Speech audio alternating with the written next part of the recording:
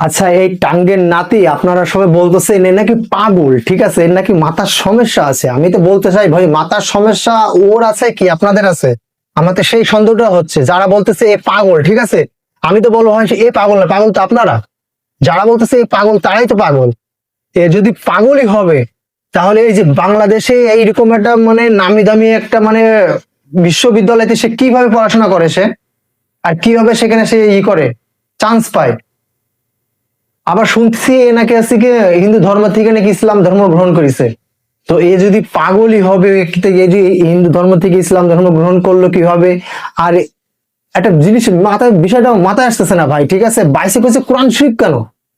এ যদি অন্য ধর্ম মানে কোরআন শরীফের সাথে কি গীতা কি আছে গিয়ে বাইবেল, মানে সবকিছু ধর্ম যদি একসাথে যদি অবমাননা করতো তাহলে যে বুঝতে পারতাম যে হ্যাঁ মেন্টাল এর কোনো সমস্যা আছে মাথায়, এ আছে গিয়ে একে আছে গিয়ে সবাই পাগলের খাতায় নাম দেওয়া হোক। কিন্তু কোনো কিছুই না, এ কিন্তু দেখেন নিজের ধর্মগ্রন্থকে কিন্তু কেউ অবহেলা করেনি সে, অথবা বাইবেলকে কিন্তু অবহেলা করেনি। সে করছে কি কোরআন শরীফকে অবহেলা করতেছে। এর সাহসটা এত বড়, এর কলিজাতাটা এত বড় হয়ে গেছে। আর বাংলাদেশের লোক, কিছু কিছু লোক বলতেছেন কিনা এই পাগল, ঠিক আছে, পাগল না ভাই, এ পাগল না, এ ঠিকই আছে, এ পাগল আমাদেরকে বানাচ্ছে ভাই, ঠিক আছে, আমরা মুসলমান, আমাদেরকে পাগল বানাচ্ছে এরা।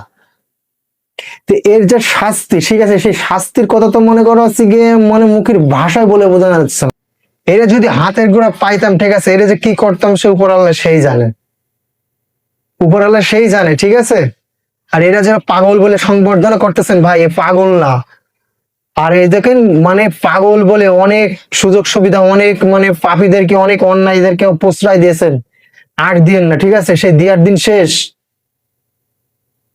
আর না, আর আমরা মুখ বুজে বসে থাকতে চাই না, ঠিক আছে। আমাদের ধর্মগ্রন্থকে নিয়ে অবহেলা করবে কি অবমাননা করবে এটা আমরা কখনোই মেনে নিতে পারবো না।